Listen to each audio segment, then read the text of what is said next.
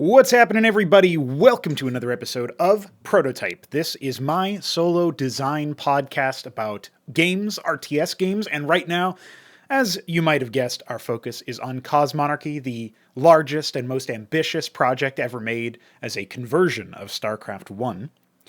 We have for you today an exciting show where I'm going to be reflecting on our content contest titled Mapcrap, the fact that it's back after many years, and the fact that we have completed our first event, at least in terms of the submissions. We still have yet to vote and decide winners and all that, but there will be prize money doled out. There is a prize money sort of pool now for these events on an individual basis, supported by the community.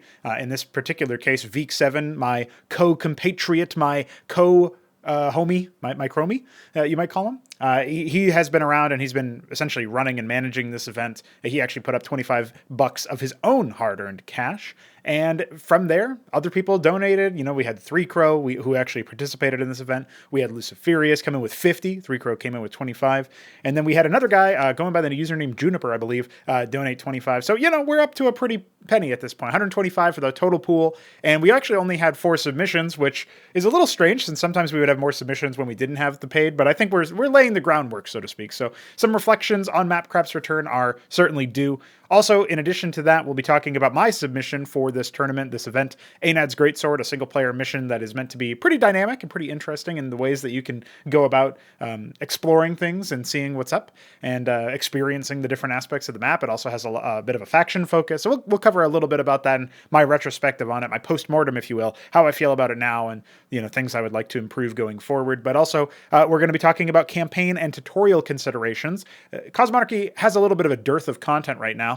Which is to say, we could definitely have more content. We could definitely have more interesting and exciting content. And so I really want to rectify that. That was always the plan for 2024 is one of the major things is make a lot of campaigns, make a lot of content for people to play. But we've also seen a little bit of an interesting revival in UMS content with Biddy B's submission for this Mapcrap being Anchor Command, a version of Bunker Command, if you're not familiar. I wasn't familiar with it, and I thought it was pretty interesting. It has some balancing issues, but I thought it was, you know, a cool concept of like a multi-pronged sort of free-for-all with some neutral hostile stuff as well.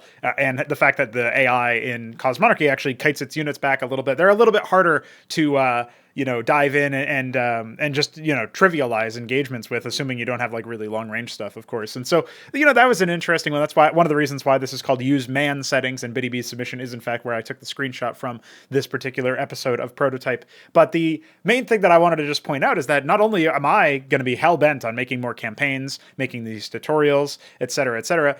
We've had Pr0totype build Trenches, which is a single player campaign. Yes, it's comedic, but it is a campaign. You can play it. It has some interesting experiences within it.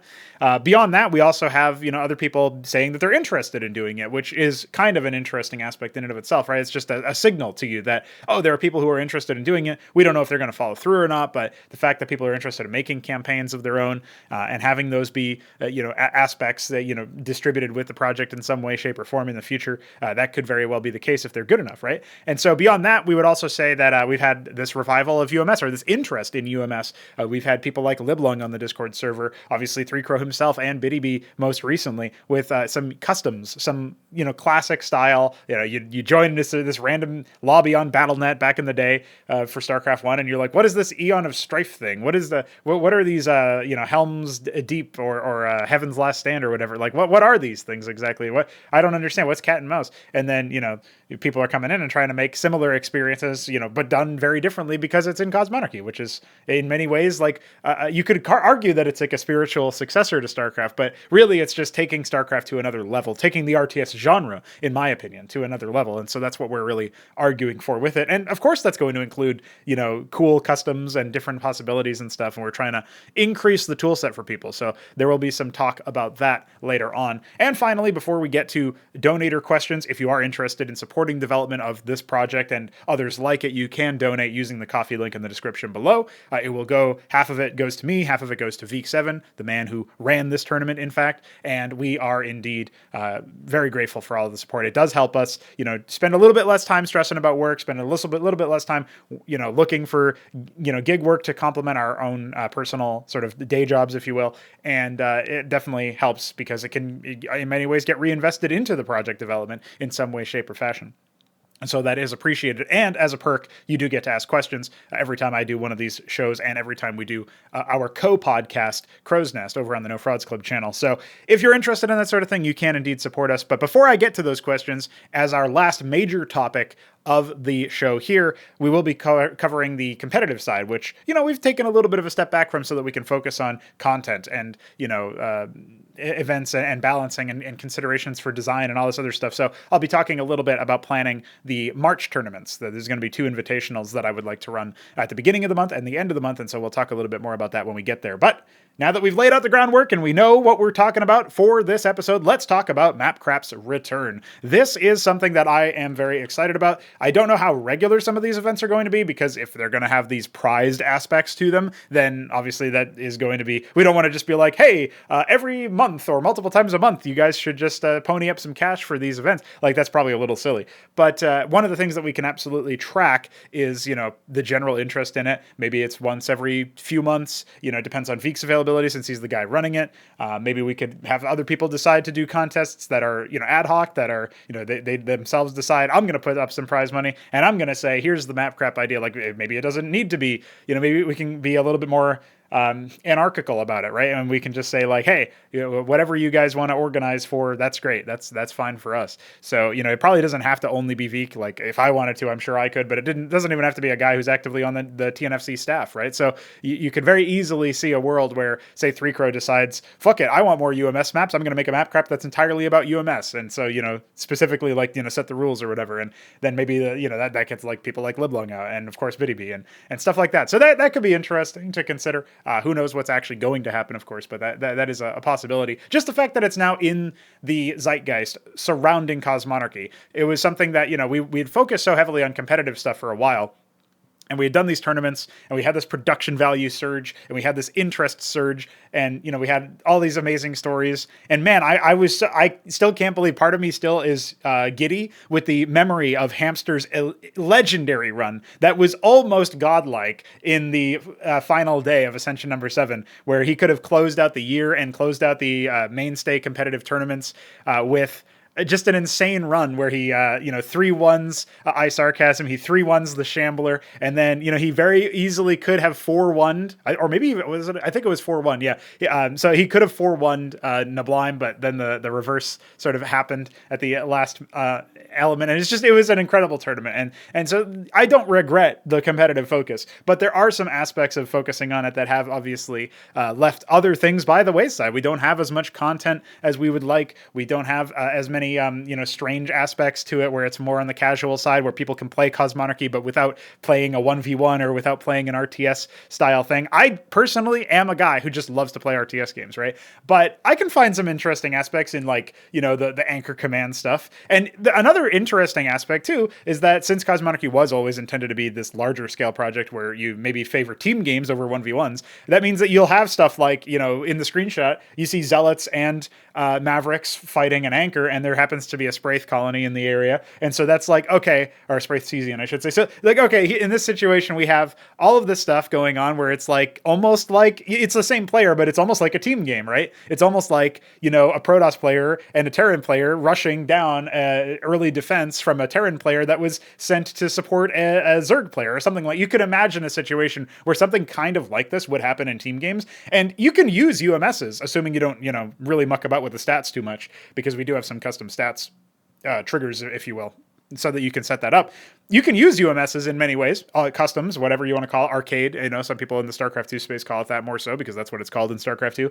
You can use all of these non-standard game modes to actually still learn and internalize certain interactions, which I think is actually really interesting. So I think that all that stuff is really cool. The fact that you get to look through and see certain details about what would you call it, like the different interactions, but also like just how units move, how things go. And I don't know. I think that stuff can be really helpful. So when I look at Mapcrap and I think of it to myself, what does this mean? I think it means more people are going to make more maps, and those maps are not just going to necessarily be RTS maps or scenario maps or competitive maps or whatever. Some of them are going to be customs like the UMS or arcade style. Some of them are going to be like weird game mode stuff. Some of them are going to be, recommended for more specific details like hey, you can play this in this game mode and that'll be better some way or something like that, you know? And so as Cosmonarchy scales up in terms of the tools offered, and it has scaled up with the tools offered for many years now, for what mappers and developers in general can do with it, I would be really surprised if we don't see some really cool and interesting, game modes come out, or interesting just little experiments come out. And I'm personally somebody who, as a designer, I feel like really the main focus should always be the intended, competitive gameplay.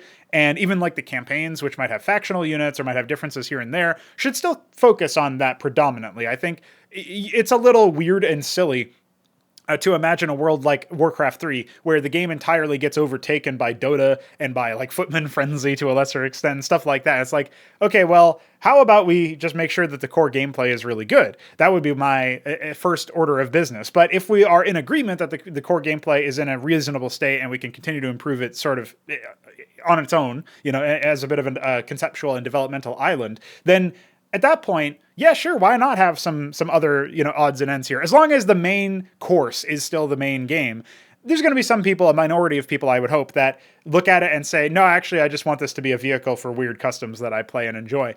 And maybe like they start off interested in the competitive side and then they sort of gravitate towards that because of some cool game mode that comes out. Whatever, that's fine.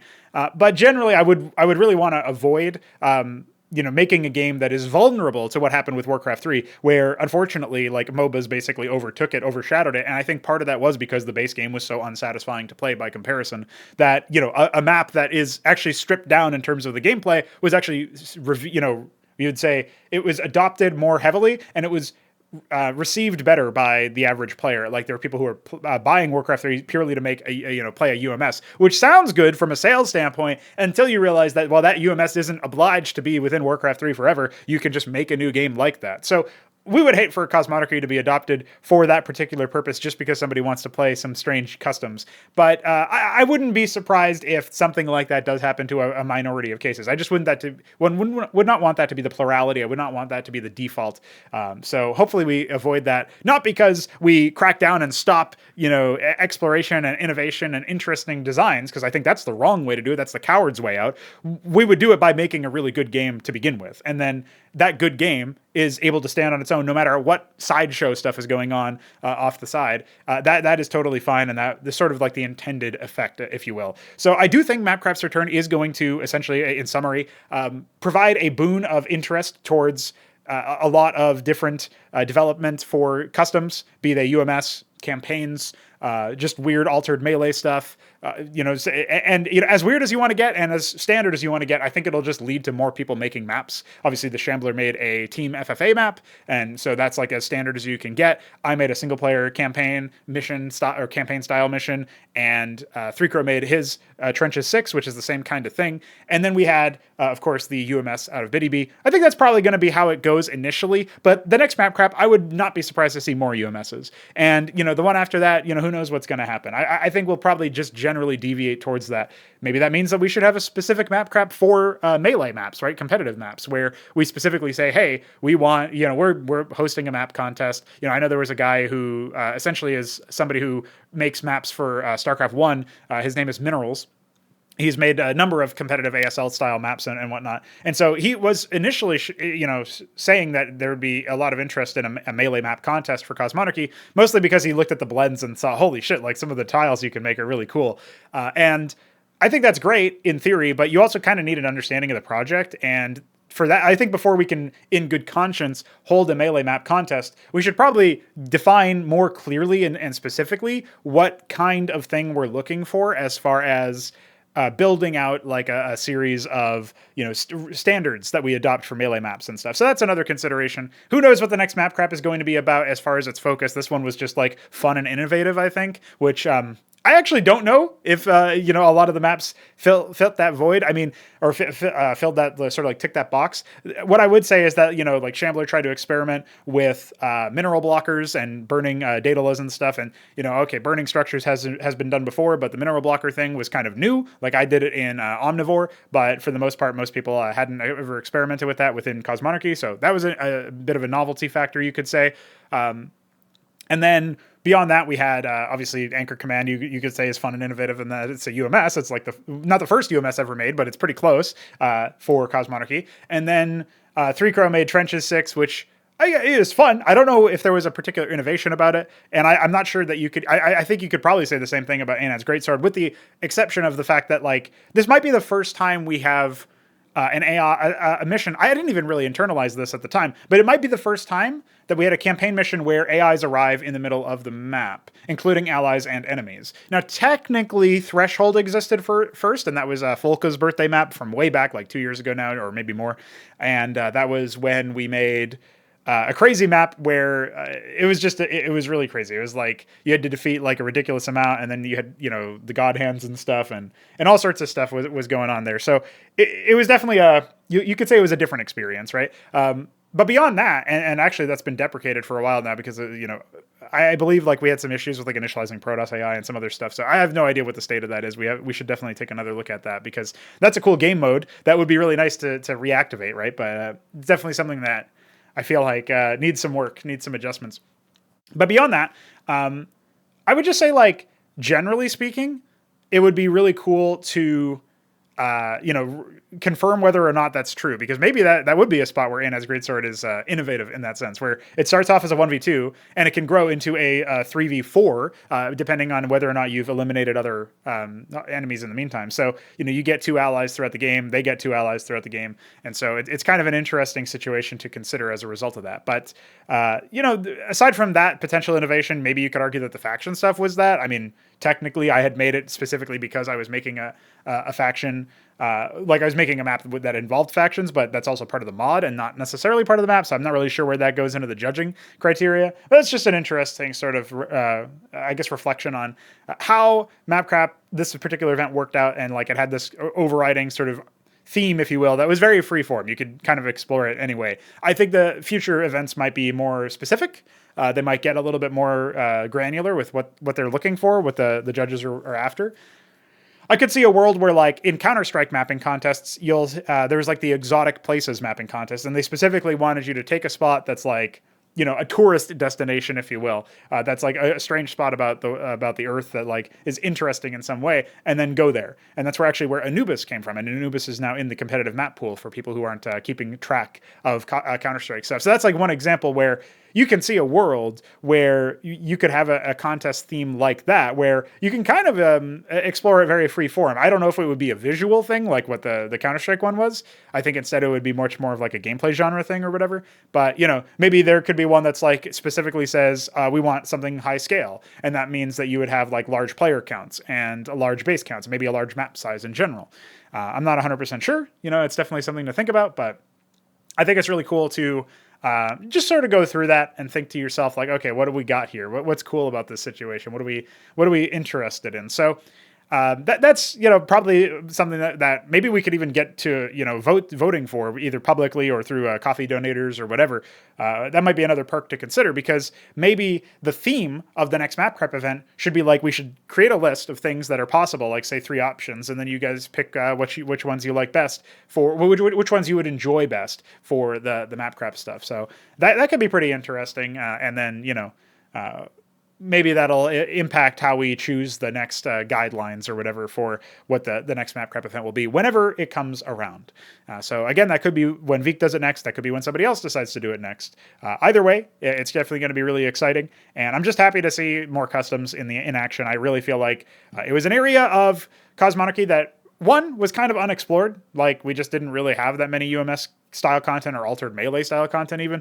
And 2, it just means that you'll have more opportunities for people to play. Like, for those who weren't necessarily super game or super keen on, I want to play a lot of competitive. I want to play like melee, and I want to play, co-op versus AI even. Like, maybe that's just not your jam, but you like some aspects about Cosmonarchy, like the unit design. Well, hey, here's some, customs that still have the same units, like still have unit design that's really interesting and cool and novel for whatever reason. But here you have the opportunity to just have a couple of different options where, like, okay, here's an arcade style game where it doesn't matter as much if you don't have the same competitive anxiety, ladder anxiety style stuff going on. Now that doesn't affect me. I can just play straightforward Cosmonarchy RTS all day long. But I won't lie, it is kind of interesting, and it doesn't mean that I don't enjoy the customs. It just means that I don't need them.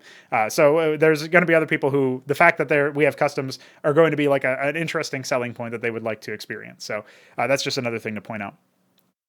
All right, I think that kind of covers the general Mapcrap sort of thoughts and feelings. Let's talk about Anad's Greatsword a little bit. So Anad's Greatsword is a map that I made for this particular Mapcrap. And unfortunately, I did talk about this in the previous episode of Prototype called The Reconstruction. There's always a link to the previous episode in the description if you guys missed that. And I cover the fact that basically the map died in the middle of a hard drive error, which is a really weird puzzling thing. Like my hard drive locked up because one of my internal hard drives, my D drive in particular, had an issue where I was writing to it and that like caused it to go kaput. Like it just sort of like deactivated in a moment, even though it's not close to being full. And so I didn't even realize I was writing to it. Turns out my Audition temp drive is selected as that, so I had to change that. But anyway, because I was writing to that, it like somehow stopped any file write operations at all, which sounds more like a Windows error than a hard drive error. I'm not really sure how that could happen because my file of Anad's Greatsword was saved onto my local disk, my solid state. So it's completely different.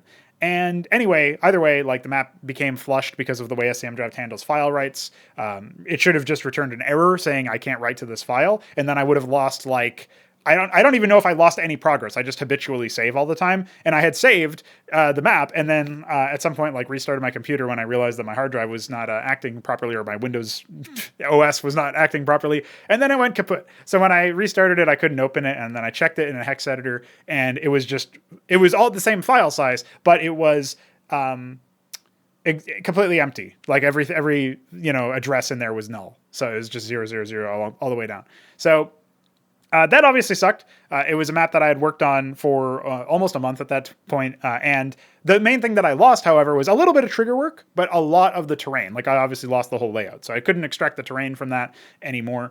There might have been an option where had I like booted it up and then, in fact, now that I think about it, maybe my last replay file was actually that map, and maybe I could have saved it by opening up the replay. But anyway, I don't think so. I think I had done some other like general Cosmonarchy test stuff before, and so my last replay just would have been the test map. But anyway, the other thing to consider here is just that like obviously I should have backed it up, but I don't tend to back up files because when you add sound files to them, they get really big. The map files become just as big as all the sound files, basically. I never add the files with any compression, since that would reduce the quality. So I think it was like, 20, 30 megs, maybe even higher, because I think I had like some weird music. Yeah, I think it was like 50 megs, actually. So either way, I wasn't going to like store that in a Git repository somewhere because that would just like inflate the Git repository massively. But I definitely should have kept a backup of like when I finished the layout. I should have kept a backup of just the layout before I added the sound files. And then I would have at least, I wouldn't have had all the trigger stuff done, but I would have still been able to restore from that. At any rate, that map is gone, but I made a new one, and I made it in less than 3 days, and I was able to, obviously it doesn't have a lot of decoration, but the functionality of the layout is totally fine, and I was able to get the triggers working, and I was able to plug in some sound effects at the last second, and I feel okay about it. There are definitely some things that I wasn't able to do. The fact that the starting units are essentially like they give you the opportunity to move very fast and immediately wipe out one of the players, and then you're in a 1v1 with you getting reinforcements sooner. So at that point, it becomes a lot easier. That definitely means that you have instant victory, basically. Or it's like you can instantly get a very strong upper hand. Now, the starting units should probably be reduced then. I thought it was a pretty reasonable number of starting units, but then I also changed the strength level of the hotshot without reducing the hotshot starting count, so that probably plays into it. And then I also never bothered even testing moving across the map because I didn't have enough time, right? It wasn't even something that I thought about. So that's definitely something that was like really regrettable. There's some players out there who are obviously just going to look at that and say, oh yeah, I can move. And then they go and they don't even think to themselves to play without that as the option. They don't even consider the idea that like, well, maybe I can just not play that for the purposes of evaluating the content. That's fine. Like that's their prerogative. Obviously, if I wanted that to not be a thing that they did, I should have made the map so that such that that was not feasible. But I didn't because I didn't have the time to even think about that. And so that is regrettable and something that obviously in the future, I mean, for one, make sure to back up your map files. For another, obviously, one of the other things to consider is just as a general rule, consider the strength and power that you have before you go crazy with anything else. So, that's fairly simple stuff. Maybe even just pre-placing like a single static defense structure for each player might have actually done enough to prevent that from being as effective as it was. But I decided to try to not pre-place too much in that respect because I generally tend to avoid that if I can help it. And I knew that I wasn't really interested in trying to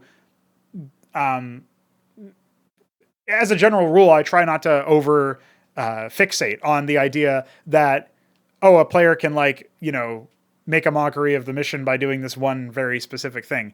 In this case, it's overly broad, but in general, if somebody found like a really novel, like very specific method of speedrunning a particular aspect of a map, and they did so while using RTS skills, I wouldn't really be that miffed about it. And I might not even bother changing it. So hopefully that is like a way to explain it. So as a result of that being my current sort of modus operandi, my philosophy about designing maps, I don't really think it's a huge issue to consider it from that perspective, right? So hopefully that makes sense anyway. We do have, of course, some other things that I would like to do after the fact is not just adjust those starting units, but I would also like to adjust initial resources, maybe for all AI, maybe including the player. I'm not 100% sure yet. Maybe only just for the players that arrive later. I thought that I would give them enough of a sort of like bank of units, if you want to call it that, to hold off any incoming attacks, but I didn't really give them any extra money. They have the same starting resources as the player does. In fact, all of the AI, all of the players on the whole map have the same starting resources as the player. So that's something where I didn't spend enough time exhaustively testing the AI performance in certain locations, and that is down to like the time crunch at the end where I had to remake the map. I tried it, by the way, as like a general point. When I say I don't have enough time or didn't have enough time, I stumble upon saying that sometimes because honestly, like realistically speaking, all of the stuff, the issue that made it so that I didn't have that much time was avoidable. And I also could have dedicated even more time to this if I had decided to like make some sacrifices elsewhere, like spend less time with friends and family, or maybe work a little bit less, or while I'm working my part-time, do a little bit less physical stuff, like pace myself a little bit more. I'm the kind of guy that just like works and works and works and tries to get as much done as I can, even when it's something simple like part-time work at a store somewhere. So I could have paced myself and then had more energy when I came back from my shift to get some more work done on it there. There's many things that I could have done differently across the board, even not including backing up the map. That's obviously like the biggest thing that like took away time, the biggest single event that took away time. But I still take responsibility for that. Like I could have done many different things differently and then had something better. So the fact that I didn't have the time is not some cosmic event. It's something that is downstream of my actions or inactions. So I just wanted to point that out because I do get a little bit iffy when I say stuff like, "Oh, I didn't have enough time." Woe is me is what it sounds like to me in my head. So hopefully that clarifies that. But yeah, the initial resources stuff, I do think that we could improve things. I do think that we could give a little bit more money based on like the order of arrival, right? So Corridor will have more money than the player and the starting players in general, right? That starting trio. Kortar will have more money than that. Obviously, Cody Organ will have more money than the preceding players. And then obviously after that, Tegan arrives. So that will be the next one to have more money. And then the last one is the Ataltrith Organ that will have more money after that. So that's the Logrant Organ and the Sigant Organ, by the way, because, they all end in ant. That should be a clue that not just, it's not because ant is an insect, by the way, it's just ant is like a cool sounding, versatile syllable that I decided to go for. That should be a clue that they're an organ name if they end in ant. Just like the unit names having Rokor, Leth, Lisk, et cetera, et cetera. So anyway, continuing on, the main thing after that, that's sort of like nuts and bolts stuff that is downstream of that directly impacts player performance, AI performance, and stuff like that, right? I do want to improve that to make that more of what I would, intend it to be. I also want to improve communication around the landing sites. For one, I feel like it would be nice if there were different landing sites that were possible for all of the arrivals, but that is pretty arduous to program in. Because it's very tedious as a process to like gather all of the coordinates that you want things to spawn in and then set up the spawn triggers. It's still, I mean, it's the best that it's ever been. You used to have to do this in a much more stupid way where you had to use actual regular triggers instead of using the spawn command. But despite that, I still think it's really cool. It would be cool to have like the option to have the Protoss say, oh, that site's blocked, I'm going to spawn a little bit back. And then instead of just not getting an ally at the time that I intended you to because they blocked it, which is sort of like a design concession, what would happen instead is he would spawn in a worse position, right? So it's like, okay, he's going to spawn in a position that's further back, maybe has less resources.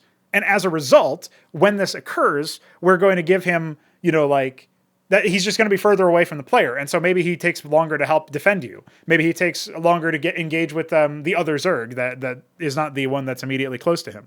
Maybe he takes longer to expand and then has like a more fragile economy. Like there's all of these things that could happen where I think it's very clear that that would be more interesting and I think more dynamic than just, oh, he's delayed until you get him. So at least giving him one fallback position, and then if both of them are blocked, delaying until one of them is free, I think that would be an improvement. Maybe we can do that. The other thing, though, is that indeed I think the communication around the landing sites needs to be better. Like at the very umpteenth hour, or the last hour before I pushed the map and said, hey, here it is, it's ready, was... Basically, I created a map revealer and a minimap ping when an AI ally was set to arrive. And when that occurred, when they arrived, I would remove the map revealer and obviously they'd start to arrive. And then I would create, like in this case, Kortar's map revealer gets created when you get that third objective that says imminent or impending. I think it's imminent. I can't remember actually. But I think, no, you know what? It's impending for sure. So it says impending Starscraft Corridor and it gives you a timer. And when that appears on your screen, you get a map revealer and a minimap ping.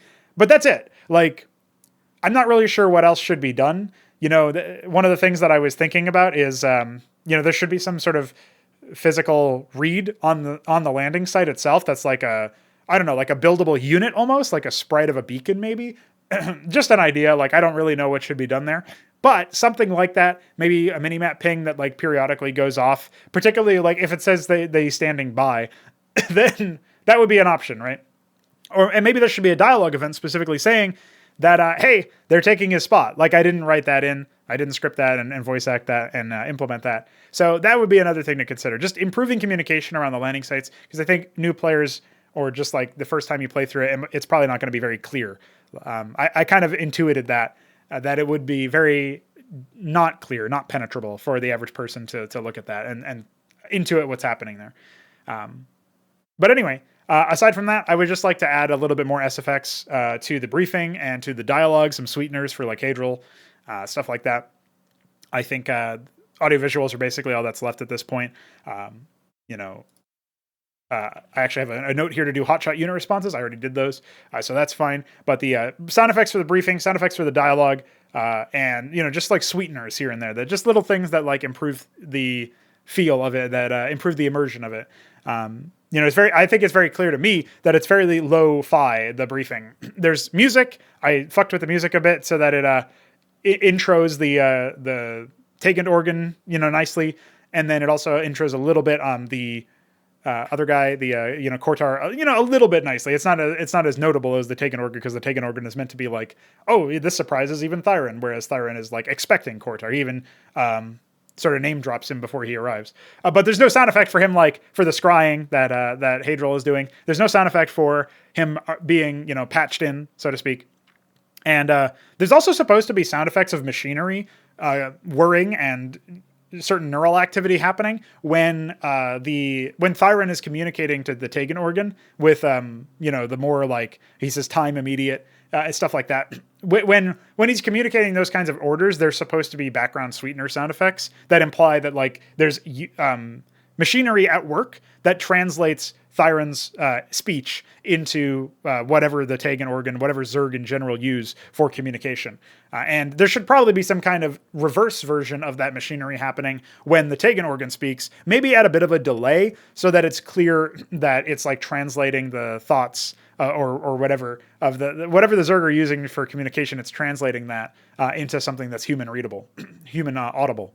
So I wanted something like that. I had that in mind, but I didn't have the time to go looking for it, right? I didn't make the time to go looking for it.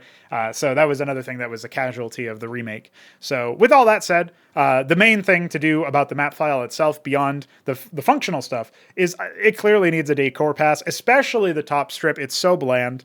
And I would really like to improve that. Now, you don't often go to the top strip in my testing, but you could. And I would like all of the map to be pleasing to the eyes. So even though like it has some interesting transitions and novel aspects to it when it comes to the terrain, it clearly needs better, decor. It needs more of a decor pass in general. So that's another thing that I would like to get done.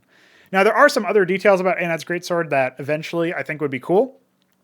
I think it would be cool if if the initial enemies were randomized. So sometimes you would get the Pr0totype organ in the back, and other times you would get the two that you start off with, right? But like basically the first two organs ideally would be completely random. So at first you might get like what you got in this one was the Imicrania organ, the Festant organ, right?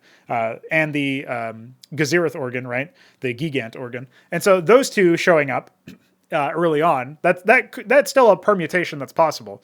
But I would like to at least, I think what I would like to do is have it randomly be possible to have the first two in the front or some combination of one of the front two and one of the back two. So you would never be able to get the Ataltreth and the Logrant organs at the same time. That would not be possible. But it would be really nice if we could have that possibility be a thing. Now, there's a couple of problems with that. Problem A, I would basically need to make a bunch of permutations for the arrival order being different. So if the Ataltreth organ, which is the one that has the Seagant organ, which is the one that has like all of like they are the ones that arrive last at like 11, almost 12 minutes, by the way. So they're super late into the game. They spawn with tier 2. They spawn with some other stuff. So they're the most formidable force at the outset. Obviously, I can't spawn them that way if they're going to be the initial Zerg presence, right? So instead, what would happen is I'd probably pre-place the double hatch worker count and the whatever like initial stuff, maybe some initial units or initial tech structure or whatever. I'd place all of that for all the players, and then I would run some sort of randomizer and then remove the ones that I want to remove, and not run their AI script until I've confirmed which ones I want to run. That way that there's no like weird issues with the AI starting and then not working or whatever. And then that would be like the first order business so that I don't have to worry about spawning in like the defaults or whatever using the custom triggers. And then I would need to do something where I have a version of the Pr0totype spawn, right? The Logrant organ. Okay, this guy arrives, he can arrive, what would it be? He could either arrive first for the enemy team, which would basically be like how it is now, or he could arrive last if you get the, like say a Gazirith, Ataltreth spawn or an Imicrania Ataltreth spawn. You get one or two of those, either one of those options. Well, the Ataltreth is always the last one. So if the Ataltreth spawns, then the Pr0totype one has to be last because the fourth spawn was the fourth Zerg to arrive was pre-placed basically. So there's an option for him to arrive first or last. And if he arrives first as the first ally, then he has to have like the 8 minute or sorry, I think it's like a seven-ish minute spawn. So that's what he has right now. If he has a last spawn, he basically needs to have a souped up spawn potential. And then for the Imicrania organ or the Gazirith organ, they can arrive, I guess they can either be pre-placed or arrive first, right? There would be the only two options. So I basically need to make two permutations for 3 out of 4 of the spawns, right? Because the Ataltreth by default has the last spawn, and it will always have the last spawn if it's not a pre-placed one. So that's fine. Or maybe it should be possible to have a random order for all of them. I'm not really sure. But that's like one of those things where I think about that and I think to myself like, yeah, it would be really nice if that stuff was, plausible, right? To implement. So that could be something I think about doing. That's just basically all the stuff in my phase 3 plan is replayability. So that's where you'd come down to like, oh, randomize the initial enemies. Yeah, sure, that makes sense. I would obviously want to implement more faction units so that the factions are more disparate. The longer the game goes on, the more production we give Cosmonarchy, the more different units you're going to see in Anad's Greatsword. So that's a big deal. This means that I would like to implement basically like all of the Zerd factions for this map, and then of course the full Sacred and Hekaton set, right? And then another thing that I think would go a long way is adding action dialogue for allies. So Tegan saying that he's going to take an expansion, or Kortar saying he's mounting an attack, and then like pinging you where he's going to attack, stuff like that. We don't have a system for that, so Anad's Greatsword would be an option for like it represents an opportunity to try to develop a system for stuff like that. And then of course there is potentially the randomized ally spawn points or randomizing ally spawn order so that Kortar arrives last instead of Tegant. The other thing, originally this map, funnily enough, was I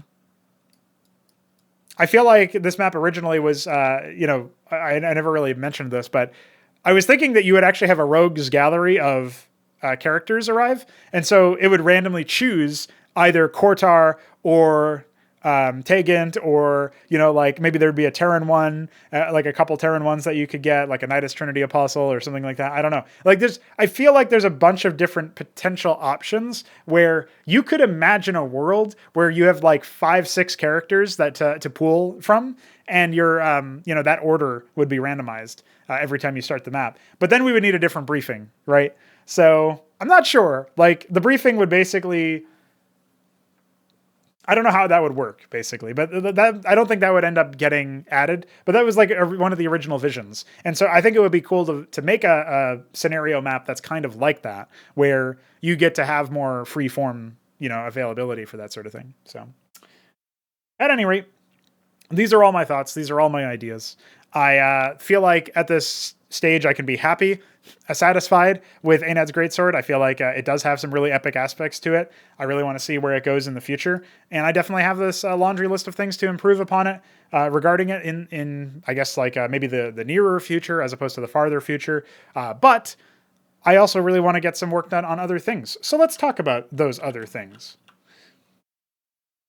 One of the things that I really am grateful for Mapcrap's return for is that I got bit by the content bug again, man. Like, it's crazy how hyped I was to see more content once I started to get to the playtesting phase of Anad's Greatsword, even the previous version before the Great Hard Drive Calamity. So when I was actually playing it, moving units around, hearing transmissions, seeing objectives, like, it's kind of weird, but the first released campaign mission with full voice acting, campaign style mission, I should say, with full voice acting, with the total sort of approach to, having an RTS where the AIs actually play an RTS and then fight you and stuff. Yes, it's not like a quote unquote fair fight. Yes, it's not quite what you would expect out of like a more conventional campaign mission, right? There's some novelty to it. There's some differences about it. There's some, you could call it innovations or whatever, that just make it different, that set it apart.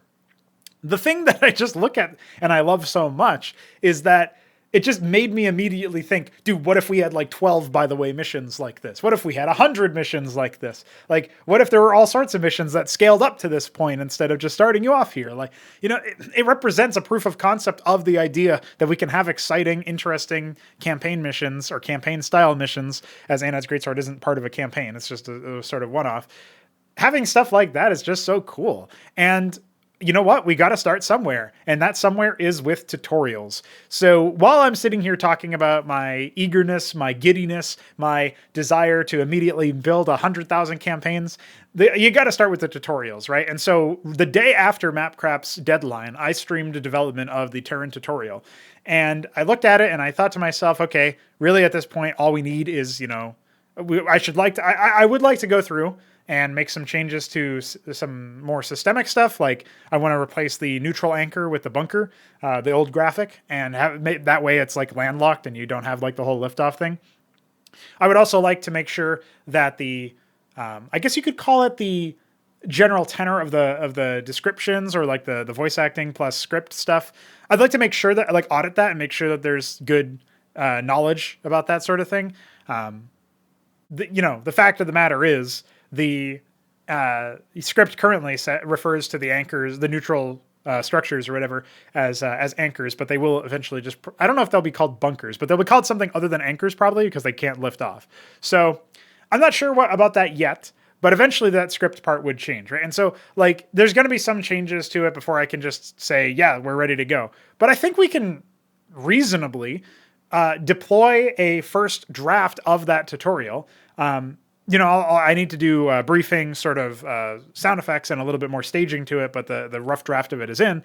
So like we can deploy a rough draft of it fairly soon and then just say, okay, like let me think about how to improve it. Let me think about what the next phase of development is for it. And let's go from there. Meanwhile, I'll do the same kind of, rough draft deployment for the Pr0totype tutorial and then the Zerg tutorial. And we'll see where we go from there, right? Like I need a script for those tutorials. I need voice acting for those tutorials. And then we're just going to see what happens, right? So I think the tutorials will kind of fall into place relatively quickly. I can't promise that they'll be like end stage, like as polished and good as they will eventually be right out the gate. Like the point is actually to release them for some testing. And then I guess ideally our next major release for Cosmonarchy will feature them in their current forms with some sort of disclaimer about the fact that they're still, there's some, share your feedback basically, because we're still evaluating how we might improve those tutorials later on. But they would still be better than not having any tutorials or any onboarding at all. And while I'm thinking about improving the Cosmonarchy tutorials, maybe that's the time that I go back to improve Anad's Greatsword with some of the things that I mentioned.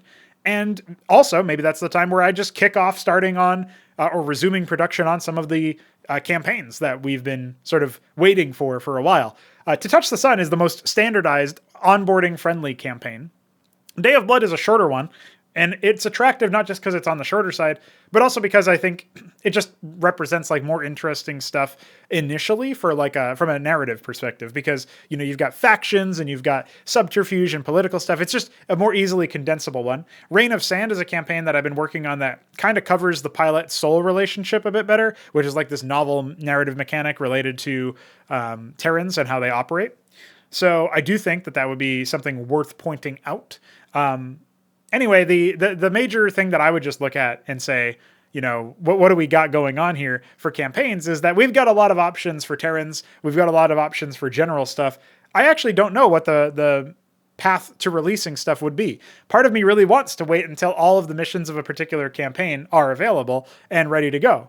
And another part of me wants to say, no, fuck it. Let's have an announcement when all of them are ready to go. But in the meantime, let's release them piece by piece, like mission by mission or whenever they're ready. Like rather than worry about, there's pros and cons to either approach. One of them is saying, if the pros to the piecemeal approach are that you get like immediate interest and you get immediate content so that people can actually play it and participate. And then you also get to like evaluate the direction of things as time goes on without worrying about like, oh, am I like making some obvious mistake that I would like to not make or something like that, right? I feel like in general, the main thing that you get out of that is just adding more content more quickly and thus filling in some of the things that you can do and you can appreciate about the project, even if you're an average player. However, I think one of the negatives is definitely like you are proliferating content out there that is going to be at different stages of development. And thus, you can imagine a world where people run a playthrough of a campaign and they put it on YouTube or something. And then people see that and they're like, oh, that's interesting. And then, they are unaware of how like the baseline quality went up in this version, or like there was a patch that changed this version of the map or something, something tangible was different. I don't know if I care that much about that worry, that concern, because I think the baseline quality by the time I'm ready and comfortable with pushing it, even as a rough draft or whatever you want to call it, will still be high enough that seeing a playthrough of it should still excite people. So I don't really know if there's much of a concern with that. I'll think about that a little bit more, and I am interested in what other people think. I know that there's going to be some people in the community who would prefer maybe they themselves are just not interested in even playing it until it's all done. It's all ready. And that's fine. Like there's going to be some people who might be like, oh, I want to play it for my YouTube channel, but that means that I should wait for it to be fully, complete. And that's fine too. Like, great. Okay. Go for it, man. That's fine. But I do think that when we're considering other things, when we're considering like we need content. It might be better to just release it, right? So, we'll see how people feel. I do think that helps the communal aspect of it. Like, it's not like we're making a game where we have released like this game is for money, you pay for it, and then you get access to all the content. And then like the content is also, by the way, like coming in piecemeal. Like, no, we would ship the game with content in that case, right? But that's not the case right now. We're making a project that, yes, we accept donations towards development, but no, you do not have to pay money to access it, right? So with all that said, I'm interested in establishing a dialogue on this. I do think that the piecemeal approach has a number of extra effects towards it that just kind of outweigh the potential negatives, where the positives are like you get more content more frequently, you get feedback and establish a dialogue with the community about that content and what they think about it and how they're feeling about it. And as long as you have laid out and planned out the story part of it, I don't really feel like there's any concern about like it falling apart or becoming incoherent because of updates. Like the most thing that you might see about updates are like improving the production value, the production quality of like maybe redoing some voice acting or changing out some sound effects. Obviously you'll see, adjustments to gameplay. That's like the big thing there. But I feel like as far as the production value stuff goes, or like the stuff that's surrounding it, like the narrative and whatnot, I feel like that's going to be handled by the time I get to the point where I'm even, finishing a playable version of the first mission. I should have like a pretty good idea of where this whole thing is going to go. So that's actually true for even To Touch the Sun, right? So yeah, I don't know which campaign I will be making or progress on first, but it might be To Touch the Sun. The first mission is pretty close to being playable after all. So that would probably be like the most obvious one. I just need to, continue working on the script and do actually get voice acting done for it and stuff like that. And so we'll see how it goes. But I would not be surprised if you end up seeing more campaign missions pretty soon after the tutorials are done. So there is that. And now you know some of the things that I've been thinking about release schedules and methodologies and all this other stuff. Well, boys, it's time for that final topic before the questions. I want to plan out some March invitationals. This is going to most likely be underclassmen, but we might decide to allow off racing from the upperclassmen. For those who don't know, Cosmonarchy has a group of competitive players, maybe 10, 20, 30 active players at any given time. We are, of course, looking to bump those numbers up. But usually when we act, like right now, you can think of it as the off season. We've been taking time away from the competitive stuff. And so the games have been trickling in a little bit more frequently lately, but they had been slowed down a lot more recently. And I'm interested in seeing what people have to say for if they're interested in participating in these invitationals. But basically, you just sign up like the old style Ascensions of the past before we had a qualifier, and we sort you into groups, and it's just the group stage. We don't have any continuation, no playoffs, nothing like that afterwards, just straight up group stage stuff. So with that said, the March invitationals will definitely be an interesting gambit because I believe that by that point, by the time we launch our very first March Invitational in the first week, hopefully we will have shipped some changes to the game, not only improving the installation process using the second version of the fraud launcher, but also making some necessary, I think, or at least worthy changes to the game to improve the pacing and the scale of the project without making huge sweeping mechanistic changes. There's going to be a couple of things that will outmode or invalidate certain details cited in, for example, the macro explainer video that we made, the crash course, which means I am going to have to go back and redo those. But I kind of wanted to update those at some point anyway and put them on the No Frauds Club channel because Cosmonarchy is more of a TNFC thing than just a me thing now.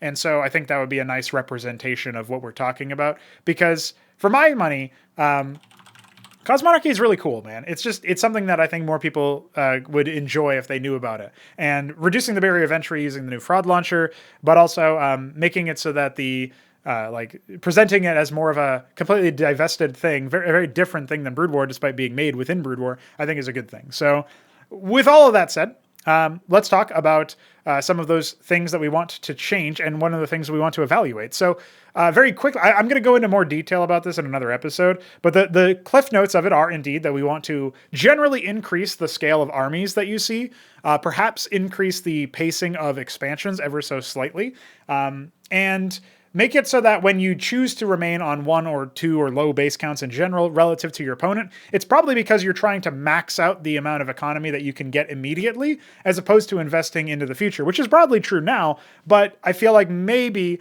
a true critique or something that's potentially true about the current way that the metagame has played out in Cosmonarchy so far is the fact that when you're seeing somebody remain on one base, it might be more so because they're worried about the safety of expanding, as opposed to they don't want to increase their economy that much, right? Their potential cap. Like when you expand, your ceiling goes up, but your floor only spikes a little bit, right? It's not a massive spike, which is different than in Brood War. Whereas in Cosmonarchy, workers are just more efficient, right? So you can remain on one base for a little bit longer, and you're not like leaving a lot of opportunity cost on the table or whatever when you don't transfer your workers immediately or whatever you might be thinking. Whereas on top of that, I think if you have more gas nodes, my speculation is that when you have more ridges, for example, or maybe even more geysers in the mains. One such thing that you might think about, or just, maybe it's like, maybe the average map becomes like geyser, 2 ridge in the main, and then like 2 geyser, 2 ridge in the natural or something like that. That could be kind of an interesting thing to think about. But in any event, right, I feel like one of the things that you'll end up invariably checking out at some point is when you're in a situation like what you are expecting when you're staying on one base, it's because you're trying to max out the saturation of your existing nodes, right? And that means that you might be trying for a timing, trying to say if you can like max out on, tier 1 power or something and then charge in for maybe not an all in, but something that's a little bit more committed than would otherwise be, because you're not laying it out and a plan to escape afterwards, to jump into the mid game or something. You're like, no, I just want to put my opponent really far behind or maybe even win the game right here.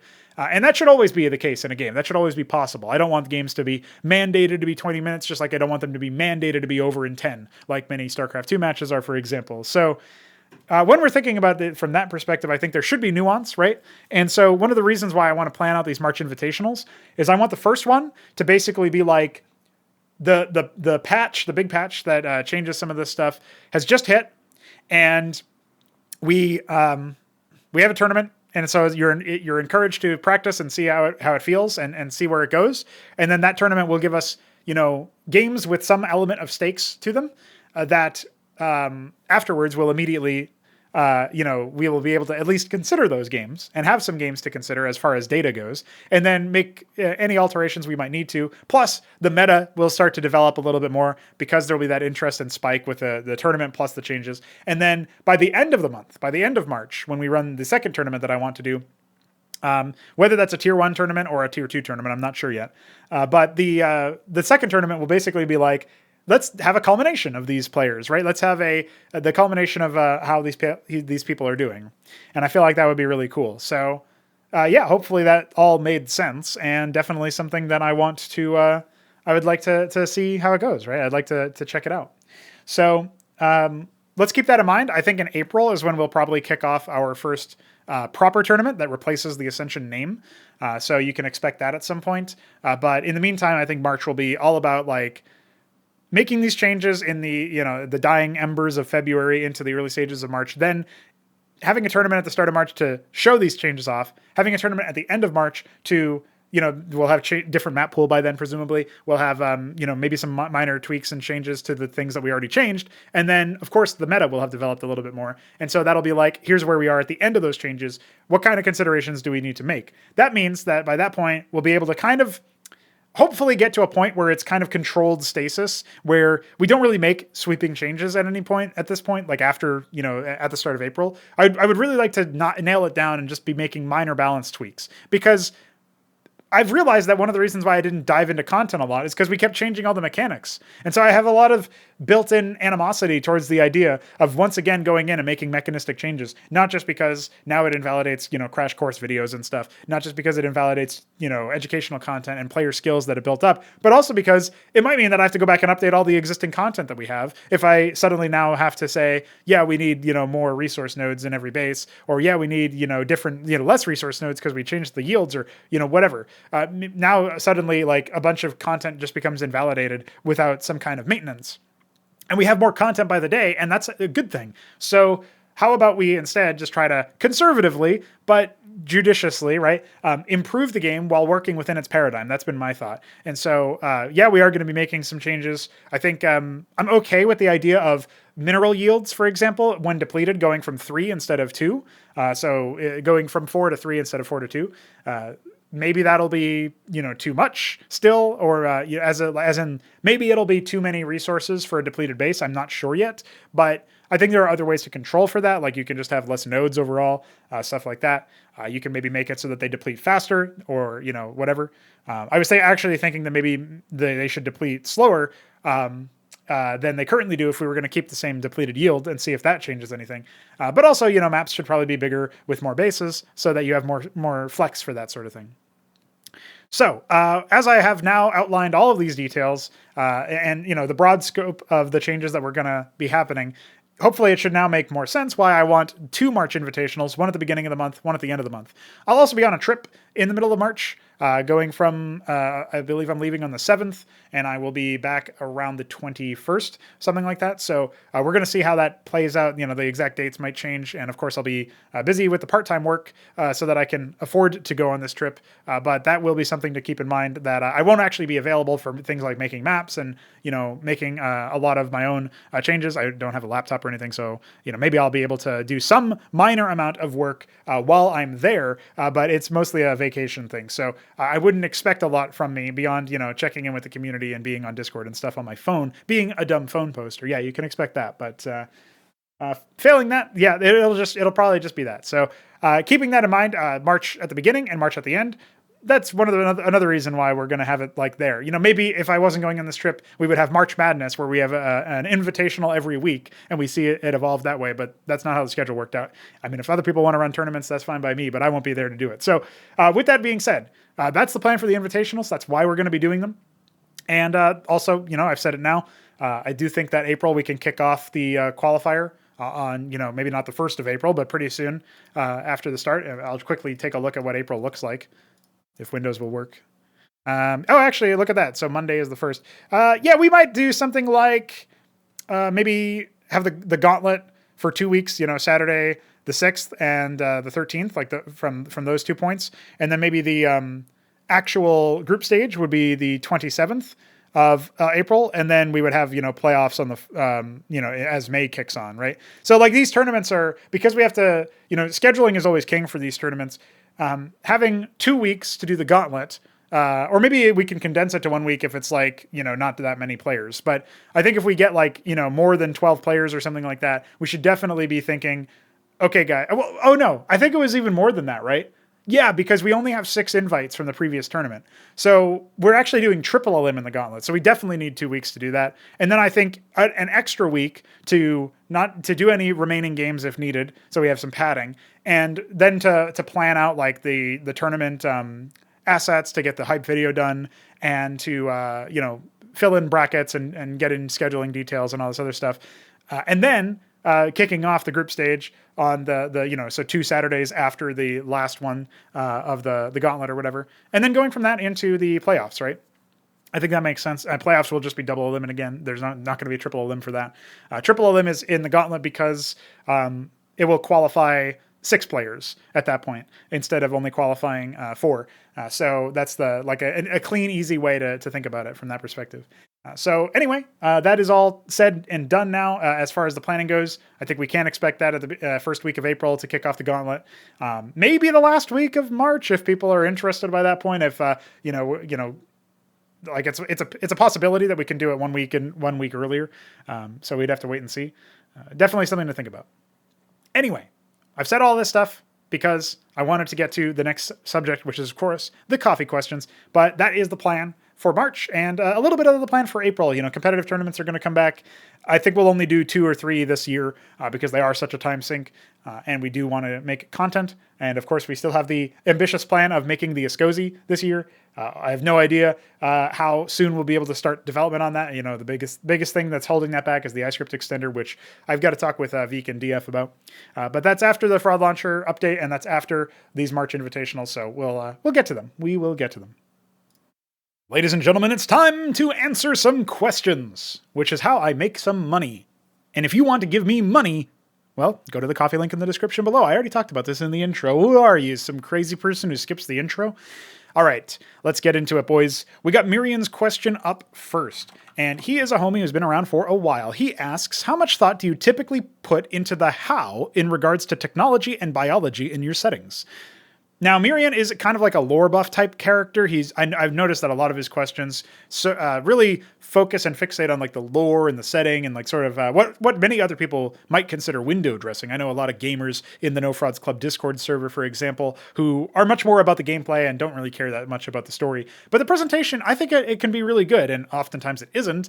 But people whose minds work like Myrian's and I think we're kindred spirits in this respect, really love the idea of focusing in on a world and imagining a world and what the entities within the world do. And oftentimes we are underserved, I think, by modern games or just games in general. Like always, like if you read the manual for StarCraft 1, does it feel like a reasonable world? Does it feel like a believable world? Not really, right? Not really. Now, when it comes to the how in regards to technology and biology, I read Myrian's question as another way of asking, like, how much of a hard sci-fi guy are you relative to the more, I guess, high concept sci-fi where it's just like, yeah, whatever, like this thing happens, you know? I like to know the ins and outs, to some degree at least, of how certain things work. Like my example, when I was talking about Enad's Greatsword earlier in that section, I talked about how one of the things I wanted to do for briefing sound effects was have some kind of mechanism that was whirring and making active noise during the transmissions where communication was happening between Enad Thyron, a human, and the Tegant organ, which is an organ of Zerg and definitely not something that you would normally converse with. And that was basically to say, like, I wanted to imply that something was happening there. Now, I know what's happening there, but it's not that useful to explain in exhaustive detail and create like a in-universe manual and stuff like that for, you know, some piece of technology which communicates to the players or to the audience or whatever what exactly is happening on like a hard sci-fi level, right? I just don't find that to be a good use of resources, not just my time, but also the attention span of the player, if you will. So I try to communicate that in elegant ways that clearly imply that something is happening. And then, you know, if people care about that sort of thing, I mean, it's just really obvious, right? Like you hear different audio when Thyron refers to or talks to the Zerg organ than when he talks normally. And so that's enough, right? That's kind of enough for you to realize, okay, something's happening here. Something's very different going on here. Like he's using some technology to communicate to this Zerg. That's all you need to know as an audience member. Now I know like how it works specifically, so that will inform how I construct the sound files themselves. But the presence of the sound file is enough to communicate the intention. And that's sort of my premise for a lot of this stuff is as a writer, it's important to know. Like it's important to know why, resources regenerate or whatever if they're going to regenerate in your setting. It's important to know like the biological processes for how, or like the chemical processes of like, for example, in Command and Conquer, how like Tiberium regenerates, because that's going to impact how you present it. Like there might be a reason why Tiberium regenerates, or Tiberian. I guess I was plagued with only playing the later games before the earlier games. I know some people who are more Command and Conquer elitists or junkies are going to be like, what the fuck, he's calling it the wrong thing. They renamed it from Tiberian to Tiberium or whatever. So yeah, that's funny. But like, okay, the resource, right, regenerates over time. And it's important to know why or how that happens as a writer, because maybe you're always going to present it as such that like the terrain around it gets deformed and it creates these like weird storms that happen in like the third game, for example. And obviously it's like toxic so that it corrodes you. And so if it's going to damage your infantry, then it's definitely going to damage the surrounding environment. And that's an important thing to know. So that affects how you present it, but you don't need to know like exactly what's happening. You kind of like I guess what I would say is I'm always one or two layers deeper than the presentation layer. The presentation layer just tells you that something is happening. It doesn't tell you what specifically that thing is on a biological process or a chemical level. I don't know if I ever go that deep in so far as I can account for every aspect from a hard sci-fi stance. It's always like a little bit of an abstraction, but I never communicate all of that information because it's never necessary for the person to know. It's necessary for me to know so that I don't give people the wrong idea by presenting something in an incoherent manner that doesn't jive with the actual in-universe way something works. I need to know exactly how this stuff would happen, and in many ways that would construe or inform a different approach of presenting the premise or the idea, or like even something as simple as a voice of dialogue, right? A line of dialogue. So I do need to know that information so that I can make lore accurate decisions about how to present stuff in my own universes. But I don't necessarily need to have the player know that. So hopefully that answered the question. I think it's an interesting thing that a lot of writers and stuff don't really talk about. So there you go. That's some stuff to think about. Now, up next, we do indeed have the Shambler, who asks about something similar about sci-fi settings, but his question is a bit different. He says, if you had to make a sci-fi setting, but the aliens are all in the gunpowder age, how would you go about it? So I kind of feel like this is almost a trick question, because is it really still a sci-fi setting if everything's in the gunpowder age? I guess what you could try to do is like if I'm tripping up on that terminology, because it's like, would it still be sci-fi if it had, aliens? Like, isn't that just fantasy at that point? You can even say that they're aliens from another planet, but like, how do they get here? Maybe they use teleportation or magic or something instead. I'm not sure. I guess the idea is that it's not fantasy because it doesn't have magic. So it doesn't have like super futuristic technology, right? But it's sci-fi because it has aliens, but it's not fantasy because it doesn't have magic. So then where do the aliens come from? So I'm finding it difficult to imagine a world where you can even unify that. But I'm going to answer this question how I can, which is, maybe the aliens, you can figure out a way to get the aliens in the same spot as the humans or whatever, or just like aliens in a spot together. They evolved together as life forms. They had technology and then it was taken away from them when they crash landed here or whatever. Who knows? Like there's many different ways that they were put here by like galactic zoo god. Okay, sure. Whatever the reason is, they're all here and occupying the same spot. And their biology and physiology is going to be very different from each other, such that they are aliens and not just something that evolved together on the same planet. But somehow they can preserve their life on this planet, which is almost kind of like weird, and I don't know how you would account for that. But I would just find a way to make it happen. Like they've coped with the environmental hostilities relative to their homeworld through some manner that they could. So that would be one thing that I would do. The gunpowder age part, I think that I would want a lot of different physiologies. I'd want like, guys with like 4 arms and 8 legs, something crazy like that. So it's like a spider fucking Drider type deal or something. Who knows? I'd want all sorts of different, like a couple of different bipeds for sure. Some that are more hunched over, some that run on 4 legs, and maybe stand rarely. Some that, like stuff like that, right? So I would want all sorts of different things. And then I would basically want there to be different technology as far as the gunpowder age is concerned, like different muskets and different rifles and different hand cannons, all sorts of stuff like that. I guess you'd have to have some kind of element of naval stuff to this, I would imagine, because I don't think you would have any air units. So you'd have to have other kinds of things. Maybe you'd have some flying creatures instead of like planes, right? So you wouldn't have craft. You would have creatures that fly. Okay, so maybe that would be something. Yeah, so I think I would first create an array of different potential options for the like you could think of it as like the aliens would have different physiologies such that the technology, even though it's in the gunpowder age, I guess you could, is this steampunk? Is that the same thing? I don't think so. I think steampunk is like slightly different, but okay, the technology is like that, and you have something kind of like a steampunk aesthetic or whatever to the technology because of the nature of it.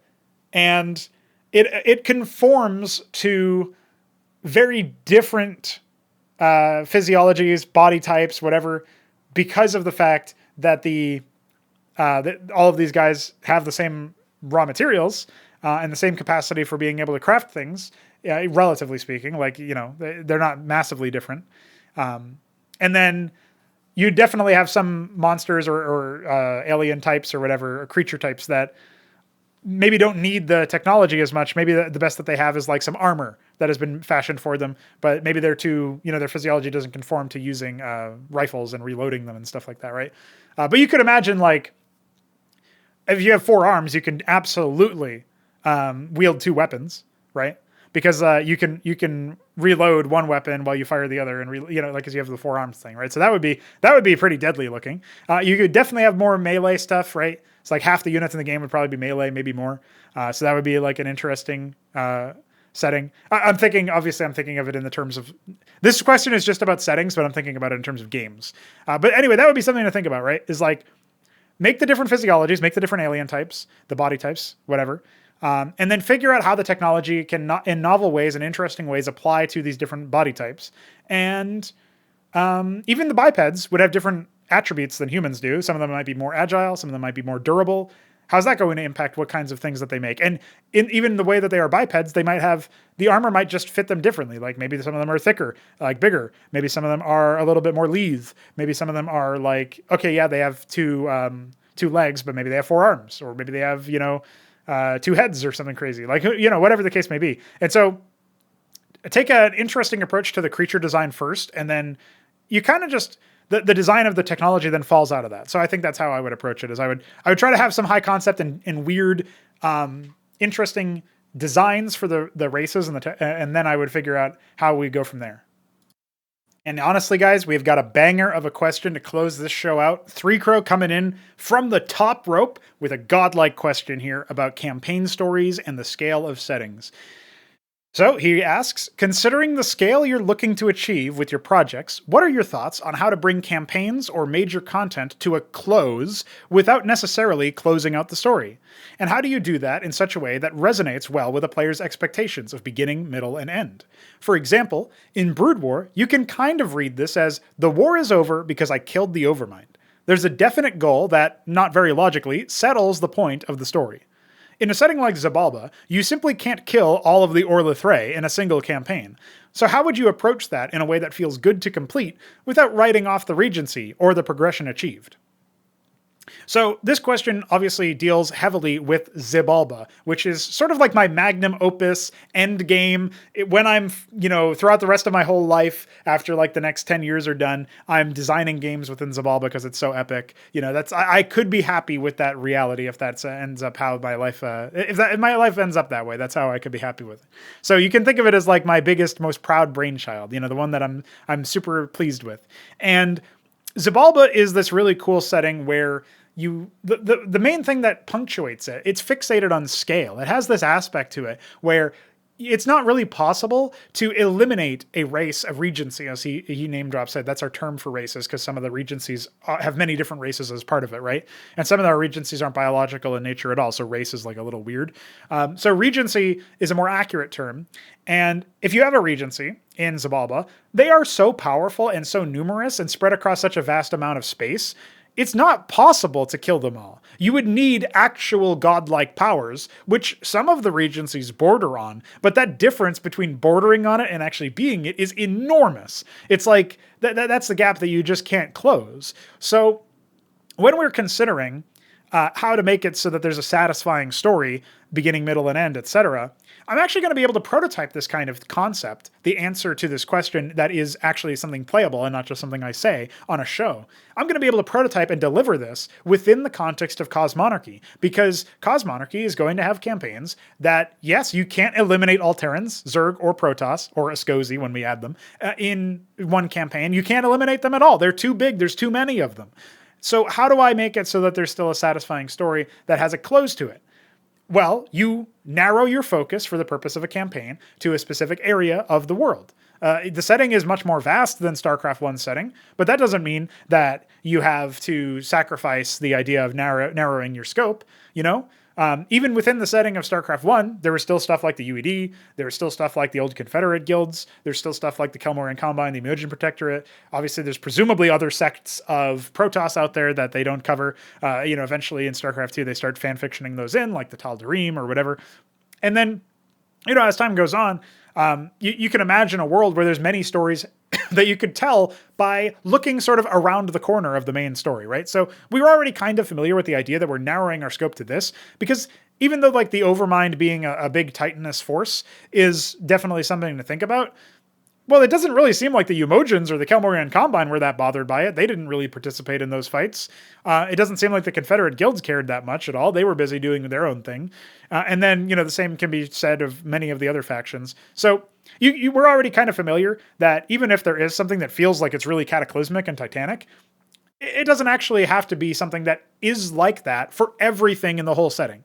The UED, for example, they apparently monitored the events of the Great War, or whatever they end up calling the plan, the way that the first three campaigns in StarCraft 1, before the Brood War expansion campaigns came in, the way that those campaigns went, like the whole story about like Raynor and Kerrigan and whatever else, all that stuff in the first three campaigns apparently was monitored by the UED to some degree, but it didn't directly affect them. They're still on Earth. Like, there's a bunch of them that are still back at home on Earth, and they don't care. They're not interested in, like, figuring out how to do things. And, like, the Overmind doesn't pose a great risk to Earth. It doesn't pose a great risk to, like, a bunch of other sectors across the world. It's just focused on what's happening in Pr0totype, and in a very small slice of Pr0totype at that. So when we're thinking about it in these terms, I think it's very easy to imagine a world where you set up your stakes, you establish what's happening, who the players in the story are, the characters, who their allegiances are to, and maybe that some of that can be shrouded in mystery or, twisted later on and be an interesting subterfuge for the player to think about, and subversion, right? And then, you go through that whole rigmarole as a narrative writer, and you think to yourself, what is the end goal? What are the goals of these characters? How do they intersect and cross and butt heads with regards to those goals? Which one of these characters, has a relationship with another character where the only solution is death of one character, over another or whatever? Like, where do we go for that? How do we imagine a world where something like that occurs? Like which one of these characters have interminable goals where one of them must essentially cease existing, or be otherwise written out of the story for some amount of time, like trapped in stasis or whatever you want to call it, sent into exile, defeated in some fundamental way in order for the other goal to go through. Like, where are our, central points of conflict based on these characters? And you figure those out, and then you make the story and the framing about that event. So Day of Blood is going to be a 6-mission campaign as of recording, where we're just going to be seeing essentially an uprising take place on an Orion Imperium world. And you'll get 2 characters that are part of this uprising, and then you'll get a benefactor character that is later to be revealed at some point, like what his allegiances actually are. And there's some Zerg involvement and a couple of other details happening. But essentially, the point of me using this as an example is it's still going to feel very satisfying when the story concludes. There's going to be some element of, resonance, as Three Crow puts it, some catharsis for like all of the work that you've done. Because meaningfully, their lives are changed. They have they overthrown the imperial, forces and taken, sort of, you would say sovereignty over their own planet or their own system. Have they defended against the Zerg? Okay, just because there's other Zerg out there and other Orion Imperium forces out there, and because those numbers are vast and enormous, that doesn't mean that what they've done here is insignificant. And that is a very small scale story that really only revolves around one planet, one system. I feel like it's going to be a really nice test case for this. If people are satisfied by that story, it's going to be because of the production quality of the narrative, the way that I presented it, the way that the characters become relatable and you can invest in them and you can feel like they're, real humans with, their own goals and quests and stories to tell and desires and etc. And I feel like that is important and something that you just don't generally see in RTS games. They have to have this whole idea that the fate of the universe is at stake, and Archimond is going to swat our tower down and destroy our tree, and the Overmind is going to eliminate all life in the whole cosmos, is what Tassadar essentially says at the end of the original StarCraft 1 campaign, the Protoss one. And it's like, yeah, this stuff is nonsensical. It feels forced. If your setting can actually have an entire race of creatures potentially eliminated by the end of one military campaign that takes 10 missions or even one that's 30 missions, it's super long. I think that's a joke. I think that you're it makes a farce out of your setting. If your setting, it's not interesting to me. If your setting can have written out of it an entire faction of playable races or whatever destroyed in one fell swoop. The fact that that's possible at all is already kind of a red flag for me as a, somebody who's interested in writing.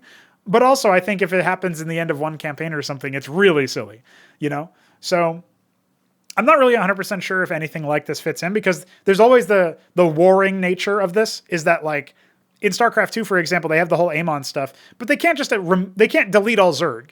If they delete all Zerg, then you just have one of the playable factions basically going extinct, and then you don't have anything for them to be invested in terms of the narrative. So that's obviously dumb.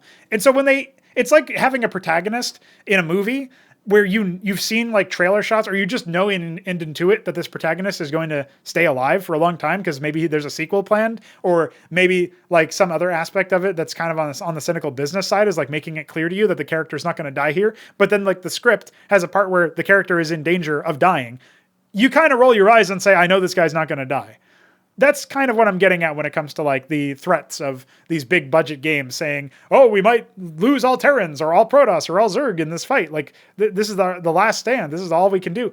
Yeah, I just don't buy it, because you guys have more games you want to make or more stuff you want to sell, or, because there's more stuff to the story later on, because this is too early in the story for that sort of thing, whatever. So I hope that has explained why I have the misgivings about the old world StarCraft 1-esque approach of, having this big galaxy-ending threat that you have to defeat. I don't think that's the right way forward. I think it compresses the scale of the setting too much, and I think it just makes the story feel very slapstick and forced anyway. You really got to take your time with that if that's the kind of thing you want to do. And I'm not even sure it's the kind of thing you should want to do. That's my take on it in a nutshell. But that doesn't mean that I don't have an alternative. And I think my alternative will be very, very well received. I think people are going to really like it. So there you go. A little bit of a floor plan for how I intend to accomplish that. Hopefully Pr0totype enjoyed the answer to that question. And hopefully you enjoyed this episode of Pr0totype. The next episode of Pr0totype will, of course, be about big changes coming to Cosmonarchy. Hopefully the last big changes to the existing mechanics and sort of paradigm, if you will. We're kind of shifting that paradigm ever so slightly to refocusing it is how I would like to describe it, as refocusing it on a little bit more of scale, on a little bit more of, having more bases, having larger maps, having matches that can take longer, but don't feel like a chore to do so. And so I think, we're just going to have a stronger project for the changes that we're going to make. That's certainly going to be the goal. And I guess we reserve the right to go back on anything that we change if it doesn't work out, but I have a feeling it will. So with that all said, hopefully you enjoyed this episode of Pr0totype, and hopefully you're as excited as I am about the future of Cosmonarchy, from content to just the general gist of the competitive space. See you next time.